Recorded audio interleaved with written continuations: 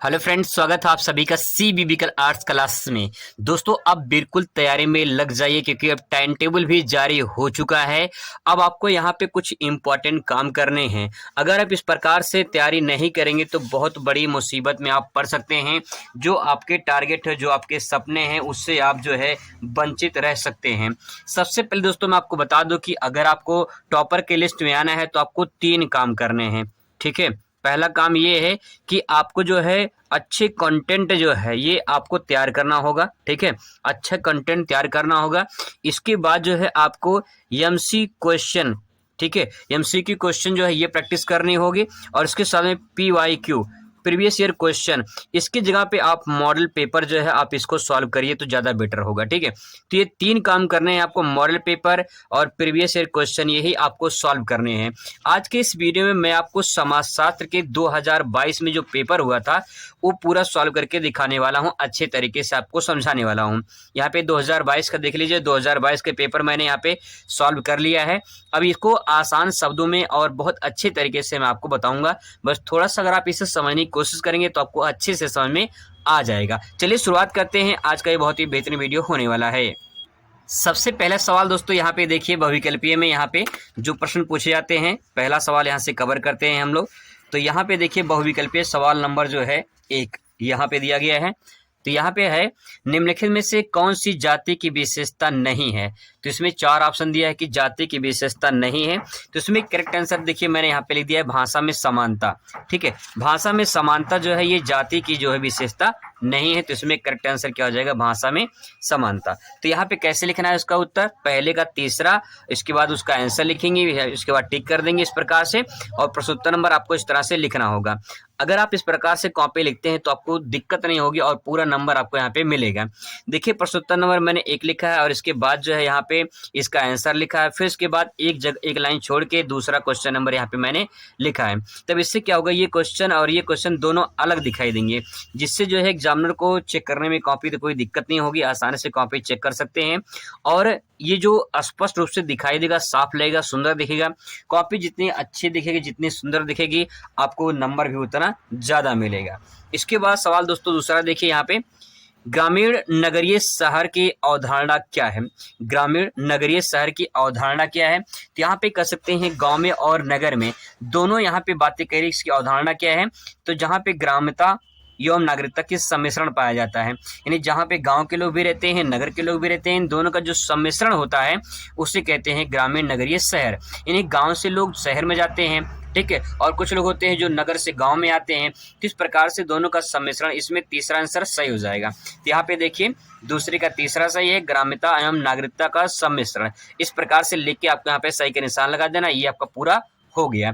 इसके बाद यहाँ पे देखिए, यहाँ पे जब मैंने तीसरा क्वेश्चन लिखा तो यहाँ पे एक लाइन स्पेस है और फिर यहाँ पे नीचे भी एक लाइन स्पेस है, ताकि ये स्पष्ट रूप से दिखाई दे और साफ सुथरा दिखाई दे, क्योंकि आपकी कॉपी ही आपकी पहचान होती है।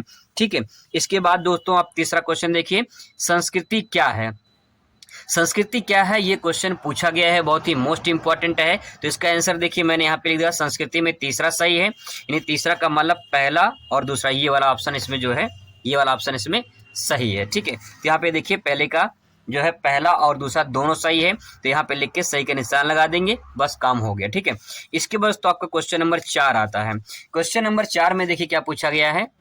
क्वेश्चन नंबर 4 पूछा है, मेक इन इंडिया का उद्देश्य क्या है। तो मेक इन इंडिया का उद्देश्य क्या है, इनमें से सभी एक करेक्ट आंसर हो जाएगा। आपको थोड़ा सा एक देसी ट्रिक बता रहे हैं, जब किसी भी बहुविकल्पीय प्रश्न में लास्ट में इनमें से सभी वाला ऑप्शन दिखाई दे, तो ये मान के चलिए कि 95% या मान लेते हैं 90% ही मान लेते हैं, 90% जो है आपका जो ये सभी वाला ऑप्शन होता है ये सही होता है।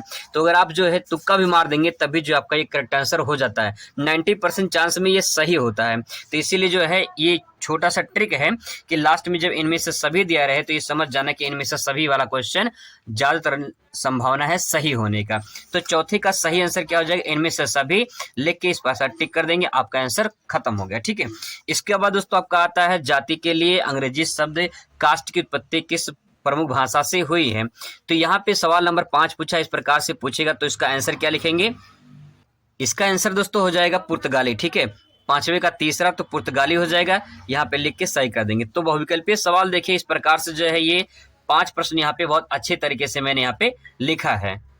छठवां प्रश्न देखिए, निम्न में से कौन एक समुदाय नहीं है? तो समुदाय नहीं है इसमें से इसका आंसर क्या हो जाएगा? इसमें भीड़ जो है ये समुदाय नहीं है, तो इसका आंसर क्या हो जाएगा? छठवें का चौथा सही है भीड़, और इस प्रकार से सही का निशान लगा देंगे। ठीक है, हो गया। इसके बाद देखिए स्पेस देखिए कितना बढ़िया से जो है मैंने लिखा है, ताकि जो है एग्जामिनर को भी सही लगे और साफ सुथरा लगे, क्योंकि आपकी कॉपी ही आपकी पहचान होती है, इसलिए कॉपी जितना अच्छे से लिखेंगे उतना बढ़िया आपको नंबर मिलेगा, क्योंकि साफ सफाई और जो है राइटिंग बहुत ही मोस्ट इंपॉर्टेंट होता है। इसके बाद दोस्तों क्वेश्चन नंबर 7 देखते हैं। क्वेश्चन नंबर 7 देखिए, किस वर्ष में पंचायती राज से संबंधित 73वां संविधान संशोधन पारित किया गया था? तो 73वां संविधान संशोधन पारित किया तो 1900 जो है 21 में किया गया था। यहाँ पे देखिए इसका आंसर हो जाएगा 1992 में। 1992 में इसका करेक्ट आंसर हो जाएगा पहला जो है, इसमें इस प्रकार से सही कर देंगे, आपका पूरा नंबर यहाँ पे मिल जाएगा। क्वेश्चन नंबर 8 देखेंगे। क्वेश्चन नंबर 8 है, निम्नलिखित में से कौन एक ग्रामीण भारत में अभीष्ट परिवर्तन में प्रमुख बाधा है? तो यहाँ पे ऐसा कौन सा है जो ग्रामीण भारत में अभीष्ट परिवर्तन में प्रमुख बाधा है? तो यहाँ पे अगर देखा जाए इसका करेक्ट आंसर क्या हो जाएगा? तो यहाँ पे देखिए मैंने लिखा है परंपराएं। इसका चौथा आंसर सही होगा परंपराएं। ठीक है, तो 8वें का आंसर हो जाएगा चौथा, इसमें करेक्ट आंसर हो जाएगा।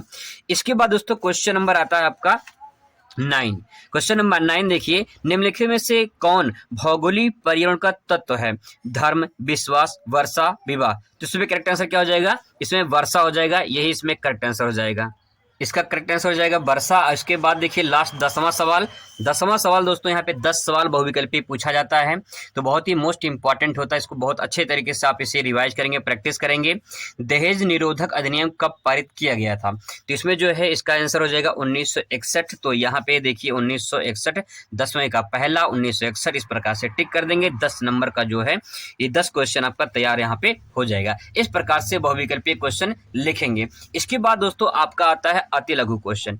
अति लघु क्वेश्चन कितने पेज में लिखना होता है, और जो है 3 नंबर का सवाल होता है, तो कितने पेज में लिखे कि आपको पूरा नंबर मिल जाए, कैसे लिखें, ये पूरा तरीका मैं आपको इस वीडियो में बताने वाला हूं।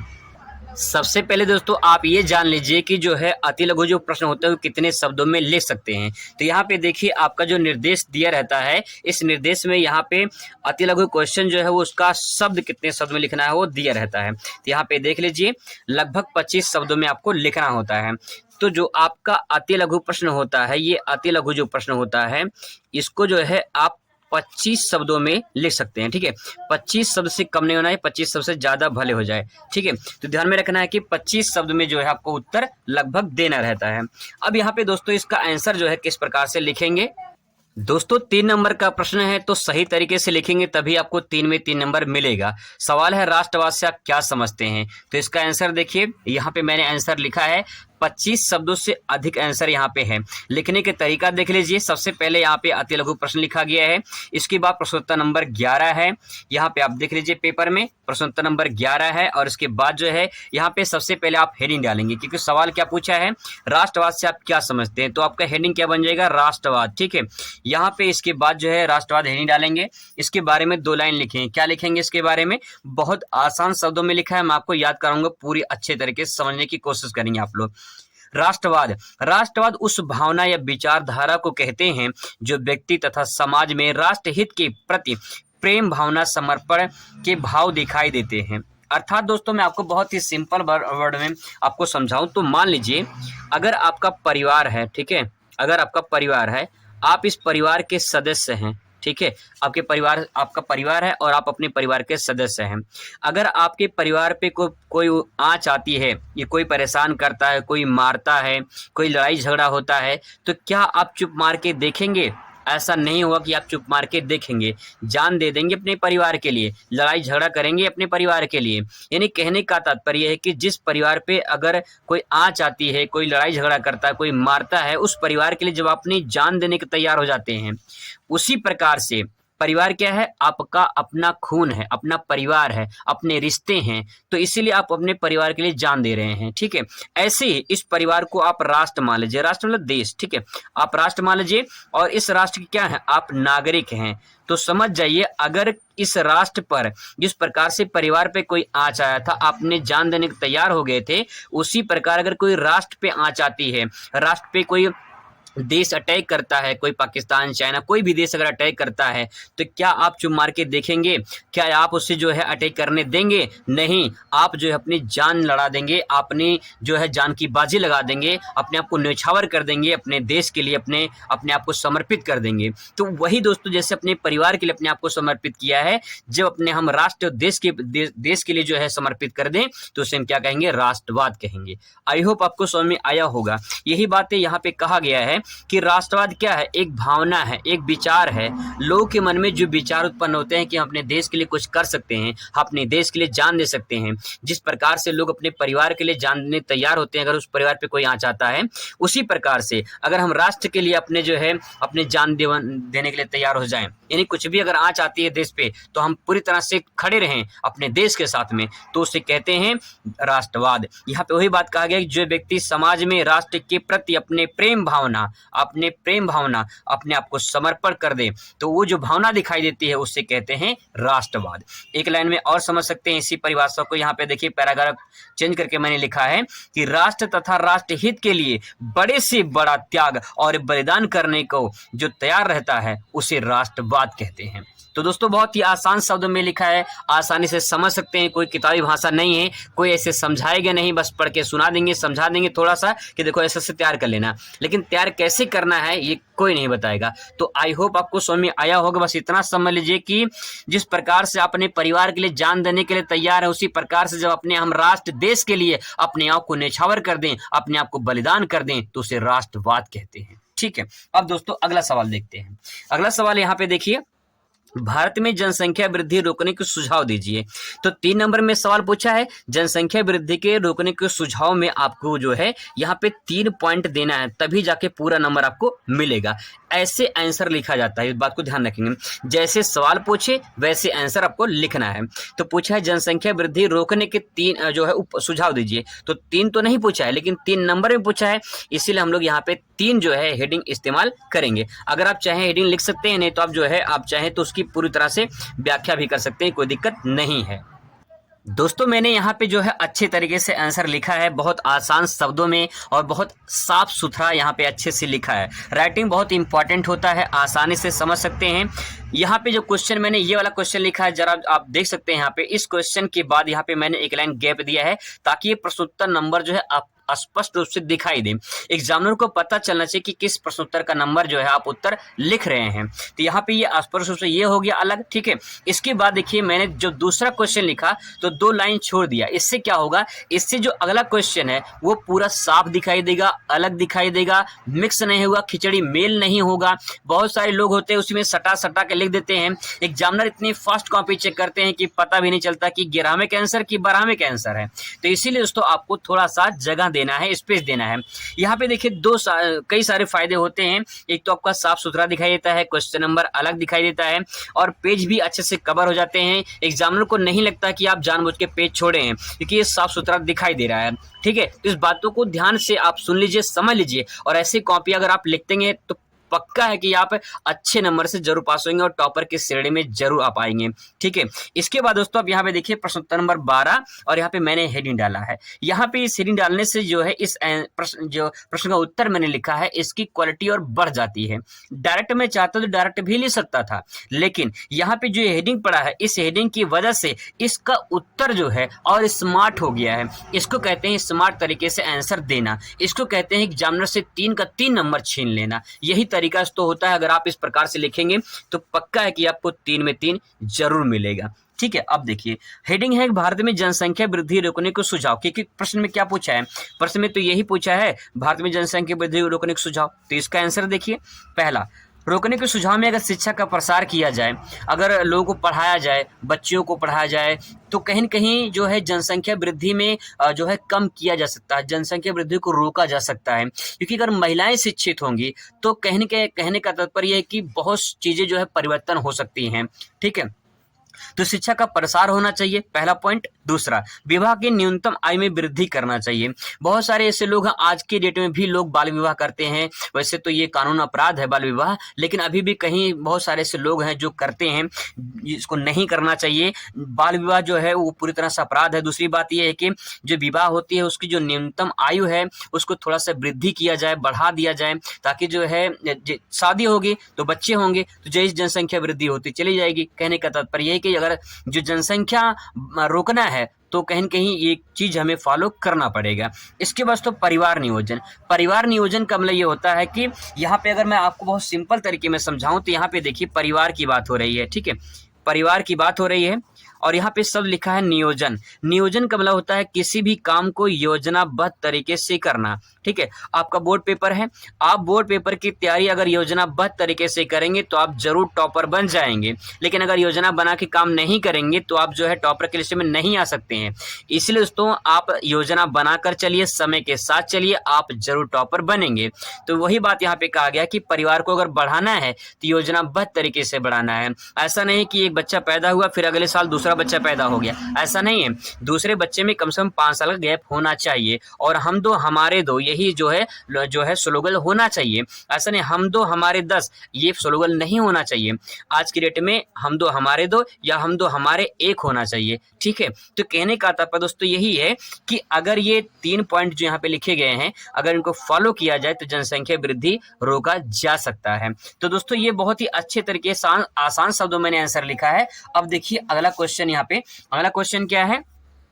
नातेदारी को परिभाषित कीजिए, ठीक है? करते हुए इसकी विशेषता बताइए। 3 नंबर पूछा है, 1 नंबर आपको नातेदारी पे मिलेगा और इसकी विशेषताओं पे 2 नंबर मिलेगा। कुल मिला के आपको 3 नंबर लेना है। इस 3 नंबर लेने के लिए आपको आंसर बहुत गजब का लिखना है। कैसे लिखना है वो भी देख लीजिए। दोस्तों वीडियो थोड़ा लंबा हो सकता है, छोड़ के भागना नहीं है। अगर छोड़ के भाग जाएंगे तो समझ नहीं पाएंगे। बहुत सारे लोग हैं पढ़ाने वाले, पढ़ाते हैं, आप जाके वहाँ पे देख सकते हैं कि किस प्रकार से पढ़ाते हैं।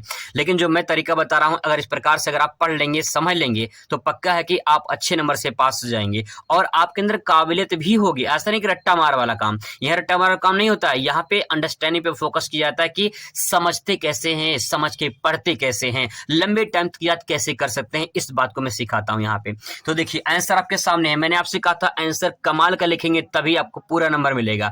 तो सबसे पहले आपको ये समझना है कि नातेदारी होती क्या है। नातेदारी का मतलब क्या होता है? नातेदारी का मतलब रिश्तेदारी भैया, रिश्तेदारी। जब रिश्तेदारी आपकी बनती है तभी तो नातेदारी होती है, तभी तो आप जो है न्योता जाते हैं, है ना? तभी तो कोई जो है आपके घर पे कोई कार्ड लेकर आता है, फिर आप न्योता लेकर जाते हैं। तो सिंपल सी बात है नातेदारी। देखिए नातेदारी व्यवस्था रिश्ते नाते के आधार पर बने मानवीय संबंधों की एक व्यवस्था है। कहने का तात्पर्य जो सेंटेंस यहाँ पे लिखा गया है इसका मतलब ये है कि नातेदारी जो व्यवस्था है ये रिश्ते नाते के आधार पर बने मानवीय संबंध होते हैं। क्योंकि इसमें संबंध किसका होता है? मनुष्य का होता है, तो मानवीय संबंध हो गया, ठीक है? मानवीय संबंध की क्या है? एक व्यवस्था है। नातेदारी रक्त और विवाह के माध्यम से होता है। बहुत ही सिंपल सेंटेंस लिखा है। एक सेंटेंस है रक्त के माध्यम से, दूसरा विवाह के माध्यम से। कैसे होता है जरा एक बार समझने की कोशिश करिए। बहुत आसान शब्द में बता दूंगा मैं आपको। जैसे मान लीजिए कोई एक लड़का है, ठीक है, कोई एक लड़की है। मान लेते हैं कोई एक लड़की है, कोई लड़का है। इन दोनों की क्या कराते हैं? हम शादी कराते हैं, ठीक है? इन दोनों की कराते हैं शादी। जब इन दोनों की शादी होगी तो इस लड़के का जो परिवार होगा, इस लड़के का जो परिवार होगा और इस लड़की का जो परिवार होगा, ये शादी कराने से इन दोनों परिवार का एक रिश्ता बन जाएगा और इस रिश्ते को क्या कहेंगे? नातेदारी कहेंगे, ठीक है? सिंपल सेंटेंस में नातेदारी कहेंगे। जब रिश्ते में बदल जाएगा तो क्या हो जाएगा? नातेदारी हो जाएगा। अब जब इन दोनों की शादी हो जाएगी, ठीक है, अब इन दोनों की शादी हो गई है, जब शादी हो जाएगी तो फिर इनके बाद जो है इनके बच्चे होंगे। तो इसके बाद जो बच्चे होंगे तो इनका जो बच्चा होगा, अभी तो देखिए यहाँ पे विवाह संबंधी हो गया ना, ये हो गया विवाह संबंधी। जब बच्चे होंगे तो ये बच्चा कैसा हो जाएगा? रक्त संबंधी हो जाएगा। कैसा हो जाएगा? रक्त संबंधी हो जाएगा। तो यहाँ पे 2 बातें लिखा गया है कि रिश्तेदारी तभी बनते हैं जब रक्त संबंधी या विवाह संबंधी इसमें स्रोत शामिल होते हैं। तो यहाँ पे देखिए रक्त और विवाह दोनों समझ में आपको आ गया होगा। ठीक है। तो इस प्रकार से आप आसानी से समझ सकते हैं कि जब रिश्ता बनता है तो पहले विवाह होता है और विवाह से फिर रक्त बनता है। इन दोनों से ही नातेदारी या रिश्तेदारी बनता है। ठीक है। अब सवाल दोस्तों यहाँ पे है कि इसकी विशेषताएं भी लिखना है, तो आपको इस पे 1 नंबर मिल जाएगा पक्का, कोई एग्जामिनर नहीं काटेगा, आपको पूरा का पूरा नंबर मिलेगा। आसान शब्दों में लिखा गया है और पूरा नंबर आपको मिलेगा। इसके बाद 2 विशेषताएं लिखेंगे। ठीक है, 2 विशेषताएं लिखेंगे तो आपको यहाँ पे 2 नंबर इसके लिए मिलेगा। नातेदारी क्या होता है, 2 विशेषताएं कैसे लिखेंगे? नातेदारी रक्त संबंधी होता है, दूसरा नातेदारी विवाह संबंधी होता है। यही उठा के यहाँ पे विशेषता लिख दीजिए, बस काम खत्म, पूरा नंबर आपको आसानी से मिल जाएगा। यही दोस्तों स्मार्ट तरीका है और यही तरीका होता है अच्छे तरीके से लिखने का। इसके बाद देखिए क्वेश्चन नंबर 14। क्वेश्चन नंबर 14 पूछा है कि दिव्यांगों के संघर्ष की व्याख्या कीजिए। दिव्यांग का मतलब क्या होता है? जो विकलांग होते हैं उनके जीवन में कैसे संघर्ष होते हैं, समाज में जब वो रहते हैं तो कैसे कैसे संघर्ष करते हैं। अगर कोई लंगड़ा है तो कैसे वो संघर्ष करता है समाज में, कोई अंधा है तो कैसे संघर्ष करता होगा, उनके जीवन के बारे में आपको कुछ लाइनें लिखना है, तब जाके 3 नंबर आपको मिलेगा। चलिए कुछ लिखते हैं इसके बारे में। दोस्तों यहाँ पे देखिए अगला क्वेश्चन जो मैंने लिखा है, यहाँ पे 2 लाइन मैंने स्पेस छोड़ दिया है ताकि ये स्पष्ट रूप से दिखाई दे। क्वेश्चन नंबर 14 लिखेंगे और अंडरलाइन कर देंगे। इसके बाद यहाँ पे हेडिंग डालेंगे, दिव्यांगों के जो दिव्यांग होते हैं उनके संघर्षों की व्याख्या। आपको क्वेश्चन से हेडिंग बना लेनी है, यही स्मार्ट तरीका का आंसर होता है लिखने का। एक जो है एक चालाक लड़का होता है, लड़की होती है, जो स्मार्ट लड़के या फिर लड़के होते हैं वो ऐसे ही आंसर लिखते हैं। टॉपर की कहानी बता रहा हूँ, इस प्रकार से टॉपर कॉपी लिखते हैं। दिव्यांगों के संघर्ष की व्याख्या। आपने क्या किया, कुछ हेडिंग था नहीं आपके पास, कोई दिक्कत नहीं है। आप क्या करेंगे, यहीं से जो इसमें दिया है यहीं से जो है हेडिंग बना लेंगे, दिव्यांगों के संघर्ष की व्याख्या। वही मैंने चीज किया यहाँ पे किया है। अब इससे क्या हो जाएगा, इससे पता चल जाएगा एग्जामिनर को कि आप इस प्रश्न का उत्तर लिखे हैं और आसान शब्दों में वो समझ जाएगा। ठीक है, पूरा नंबर आपको इस पे मिल जाएगा। क्या लिखेंगे इसके बारे में? दिव्यांग या विकलांगता, विकलांग जो होते हैं, विकलांगता का आशय शरीर की किसी अंग का सुचारू रूप से कार्य ना करना। विकलांग उससे तो कहते हैं जिसका कोई अंग शरीर का जो है काम ना करता हो, किसी का हाथ काम ना करता हो, किसी का पैर काम ना करता हो, किसी का जो है आंख काम ना करता हो, किसी का कान काम ना करता हो। तो अगर कोई भी जो है बालक, कोई भी व्यक्ति जो है शरीर रूप से किसी भी पार्ट से, शरीर के किसी भी हिस्से से अगर वो काम ना कर पाता हो तो उसे क्या कहेंगे, विकलांग कहते हैं। उन्हें विकलांग न कह के कि अच्छे शब्द में, एक आदर्श शब्द में उसे दिव्यांग कहते हैं। जैसे मान लो कोई लंगड़ा है तो लंगड़े व्यक्ति को कहोगे हे लंगड़ा, तो उसको बुरा लग जाएगा, हे लंगड़ा, उसको बुरा लग जाएगा। ठीक है, तो उसको लंगड़ा ना कह के उससे दिव्यांग, दिव्यांग भाई क्या हालचाल, अगर इस प्रकार से कहोगे दिक्कत नहीं होगा। लेकिन कहोगे और लंगड़े भाई क्या हालचाल, तो गुस्सा कर जाएगा, उसको जो है बुरा लग जाएगा। इस प्रकार से जो है आप जो है लंगड़ कह के ना, जो लंगड़ होते हैं उनको अंधे कह कर ना करके उन्हें दिव्यांग कहेंगे। तो जो दिव्यांग शब्द है ये आदर्श माना जाता है, अच्छा माना जाता है, उनको बुरा नहीं लगेगा कि दिव्यांग है। ठीक है, इस प्रकार से। इसके बाद दोस्तों क्रो एंड क्रो के अनुसार देखिए, क्रो एंड क्रो वैज्ञानिक का नाम है। ये क्रो एंड क्रो ये पति और पत्नी दोनों थे। ठीक है, क्रो एंड क्रो जो है ये पति और पत्नी दोनों एक साथ थे। इन्होंने दोनों परिभाषा लिखा है। क्या लिखा है? ऐसा व्यक्ति जिसमें ऐसा शारीरिक दोष होता हो। कोई ऐसा व्यक्ति है जिसमें कोई ऐसा शारीरिक दोष होता है जो किसी भी रूप में साधारण क्रियाओं में भाग नहीं ले सकता है, ऐसे व्यक्ति को विकलांग या दिव्यांग कहा जाता है। तो इस प्रकार से जो है ये आसान शब्दों में ले सकते हैं। कहने का तात्पर्य है कि जो क्रो एंड क्रो ने कहा है, क्या कहा है कि कोई ऐसा व्यक्ति है, ठीक है, कोई ऐसा व्यक्ति है, कह रहा है कोई ऐसा व्यक्ति जो शारीरिक रूप से दोष है। मान लो इसके एक ही पैर है, ठीक है, मान लेते हैं इसके एक ही पैर है, ये विकलांग है, एक ही पैर है, जो किसी रूप से साधारण क्रियाओं को ना कर पाता हो। मतलब कि विकलांग है तो भाई ये अच्छे से चल नहीं पाएगा, तो क्या होगा, ऐसे व्यक्ति को क्या कहेंगे हम, दिव्यांग कहेंगे या तो विकलांग कहेंगे। ठीक है, आई होप आपको समझ में आया होगा। इसके बाद दोस्तों क्वेश्चन नंबर 15 देखिए, सांस्कृतिक विविधता का क्या अर्थ है। ये भी सवाल जो है 3 नंबर में है, बहुत ही इंपॉर्टेंट है। सांस्कृतिक विविधता क्या होती है, चलिए इसको समझते हैं कैसे इसका आंसर लिख सकते हैं। क्वेश्चन नंबर देखिए 15 आपके सामने यहाँ पे दिखाई दे रहा होगा। तो क्वेश्चन नंबर 15 देखिए, सांस्कृतिक विविधता, ठीक है, इसका हेडिंग डालेंगे, कुछ नहीं करना है, प्रश्न से ही आपको यहाँ पे जो प्रश्न दिया गया है इसी प्रश्न से हेडिंग बना लेना है और आसान शब्दों में लिखने की कोशिश करना है। क्या लिखेंगे इसमें, सांस्कृतिक विविधता से आशय उस स्थिति से है जब किसी देश या क्षेत्र में एक ही समय पर अनेक सांस्कृतिक विशेषताएं पाई जाती हैं। कहने का तात्पर्य ये कह रहा है कि विविधता का मतलब क्या होता है? भिन्नता। ठीक है, भिन्नता होता है मतलब कि सांस्कृतिक विविधता से तात्पर्य ये है कि किसी भी देश या क्षेत्र में एक ही समय पर अनेक सांस्कृतिक जो विविधताएं पाई जाती हैं, जो विशेषताएं पाई जाती हैं, उसी को क्या कहते हैं? सांस्कृतिक विविधता कहते हैं। ठीक है, कहने का तात्पर्य यह है कि एक देश में, किसी भी प्रदेश में, किसी भी एक गांव में, किसी भी जो है क्षेत्र में कह सकते हैं, वहां पे जो है एक ही समय में जो विभिन्न प्रकार के संस्कृति पाई जाती हैं, जो विशेषताएं पाई जाती है संस्कृति में, वही क्या कहलाती है? सांस्कृतिक विविधता कहलाती है। जैसे भारत में पल पल पे जो है भाषाएं बदल जाती हैं, तो ये भी एक विशेषता है, ये भी एक सांस्कृतिक विभिन्नता है। ठीक है, इसी बात को ऐसे लिख सकते हैं, सांस्कृतिक विविधता वाले समाज या देश में रहन सहन, खान पान, धर्म, भाषा एवं भौगोलिक विचारधाराओं की पर्याप्त विविधता पाई जाती है। तो यहाँ पे सिंपल है, सेंटेंस में ये कह रहा है कि सांस्कृतिक विविधता का मतलब ये होता है कि जहाँ पे, जिस देश में, जिस समाज में सांस्कृतिक विविधता पाई जाती है, वहाँ पे रहन सहन अलग होते हैं। जैसे कि मान लो अगर यूपी की बात करें तो यूपी में रहन सहन, यूपी की बोलचाल अलग है। तमिलनाडु की बात करें, तमिलनाडु की रहन सहन, तमिलनाडु की बोलचाल अलग है। उड़ीसा के देख लीजिए अलग है, असम के देख लीजिए अलग है, पंजाब के देख लीजिए अलग है, महाराष्ट्र की अलग है।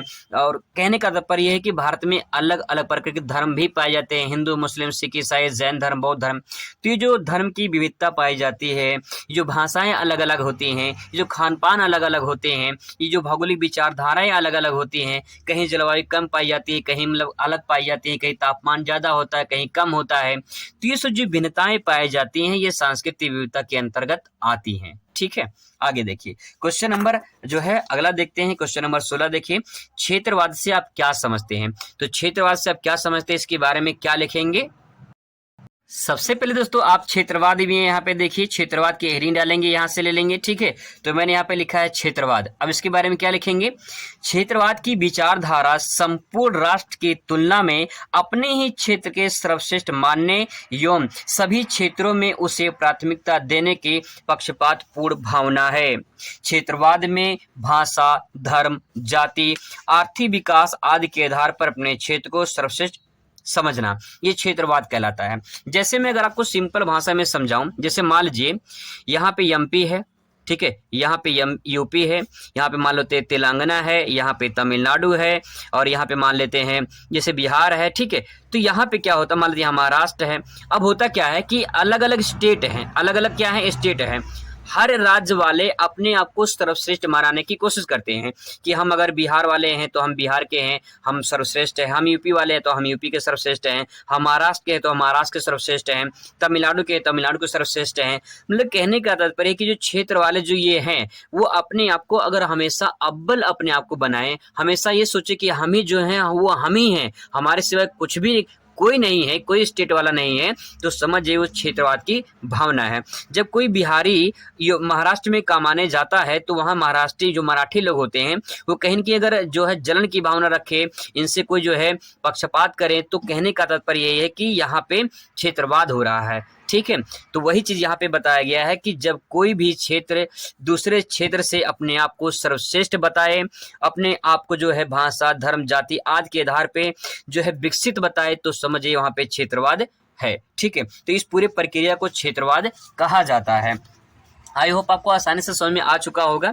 यहाँ पे देखिए क्वेश्चन नंबर अगला देखिए, प्रेक्षण पद्धति की भूमिका का उल्लेख कीजिए। 3 नंबर में सवाल पूछा गया है कि प्रेक्षण पद्धति की भूमिका क्या है, इसके बारे में बताना है। तो चलिए इसका आंसर लिखते हैं। क्वेश्चन नंबर दोस्तों 17 है, और मैंने आपको बहुत पहले ही बता दिया है कि यहाँ पे क्वेश्चन पूछा है प्रेक्षण पद्धति, तो यहीं से हेडिंग बना लेते हैं। ठीक है, और देखिए प्रेक्षण पद्धति हेडिंग हो गया, और उसके बारे में लिखेंगे। प्रेक्षण एक ऐसी पद्धति है जिसमें पारस्परिक संबंधों को जानने के लिए स्वाभाविक रूप से घटित होने वाली घटनाओं को जो है सूक्ष्म निरीक्षण है। तो कहने का तात्पर्य कि प्रेक्षण का मतलब ये होता है, प्रेक्षण एक पद्धति, एक सिस्टम है, ठीक है, जिसमें पारस्परिक संबंध को जानने के लिए स्वाभाविक रूप से जो घटित होने वाली घटनाएं होती हैं उनका सूक्ष्म निरीक्षण करता है। सिंपल सी बात मैं अगर आपसे कहूं कि अगर मान लो जैसे जनगणना होता है ना, समाज में क्या होता है, जनगणना जनगणना होता है। जब समाज में जनगणना होता है तो जनगणना करने लोग आते हैं यहाँ पे, है ना। लेकिन अगर मान लो कि समाज में किसी का धान जो है वो बाढ़ से बर्बाद हो गया, धान जो है वो बाढ़ आया और बाढ़ से बर्बाद हो गया, तो अब इस पे क्या होगा, आपदा प्रबंधन वाले आएंगे, जांच करेंगे कि किसका धान डूब गया है।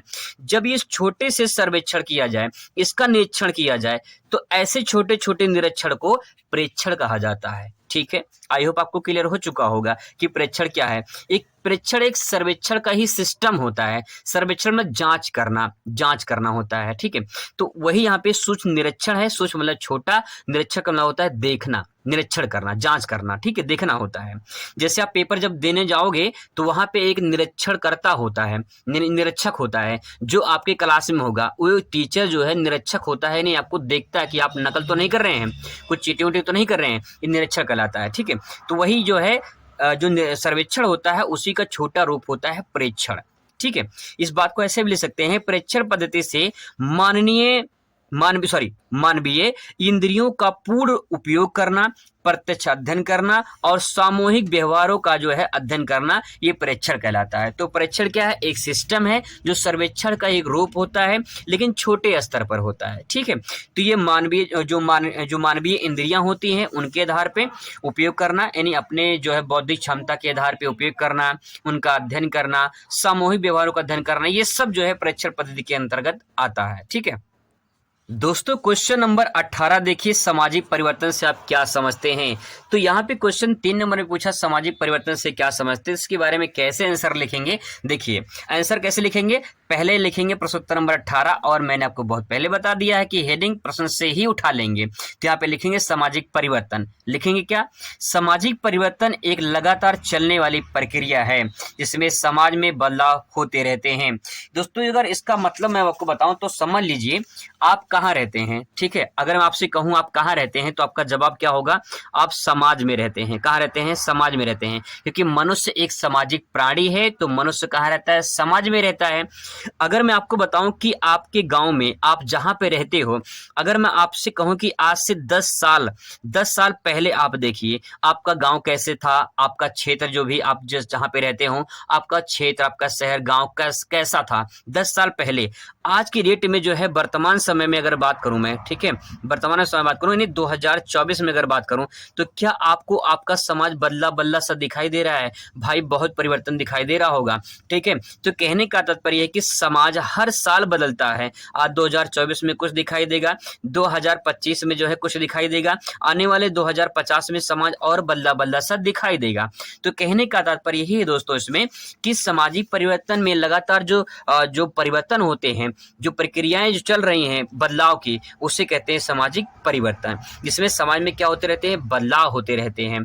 जैसे अगर बात करें आज से जो है 10 साल पहले बफर सिस्टम नहीं होता था, शादी में डीजे नहीं जाता था, लेकिन आज की डेट में अगर बफर सिस्टम ना हो शादी में तो कहते हैं भैया बहुत गरीब इंसान है। अगर जो है डीजे ना जाए तो ऐसा लगता है कि जैसे मातम निकल रहा हो। तो कहने का तात्पर्य दोस्तों यही है कि सामाजिक परिवर्तन में लगातार वृद्धि हो रही है, परिवर्तन हो रहे हैं, कुछ बदलाव हो रहे हैं, और वही बदलाव सामाजिक परिवर्तन कहलाता है। क्योंकि बदलाव कहाँ होता है, समाज में होता है, और समाज में मानव रहता है तो सामाजिक परिवर्तन हो गया, और समाज शास्त्र लोग पढ़ भी रहे हैं। ठीक है, आगे देखिए, मैकाइवर एंड पेज के अनुसार, ये वैज्ञानिक का नाम हो गया, समाजशास्त्री का नाम हो गया मैकाइवर, और पेज के अनुसार। ठीक है, तो यहाँ पे देखिए आप इस पेज पे लिखेंगे तो पेज के माध्यम से इसे याद कर लेंगे, इसके वैज्ञानिक का नाम। ठीक है, पेज के अनुसार। ठीक है, देखिए क्या लिखेंगे, समाजशास्त्री के रूप में हमारा प्रत्यक्ष संबंध सामाजिक संबंधों से है, केवल इन्हीं में होने वाले परिवर्तन को सामाजिक परिवर्तन कहते हैं।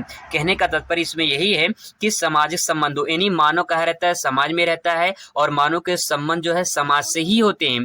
तो अगर उनमें प्रत्यक्ष परिवर्तन होते हैं तो उससे कहते हैं सामाजिक परिवर्तन। ठीक है, अब यहाँ पे आसान शब्दों में ले सकते हैं, पूरा नंबर मिलेगा, कोई भी एग्जामिनर का बाप भी नहीं काट सकता है अगर इस प्रकार से आप आंसर लिखोगे।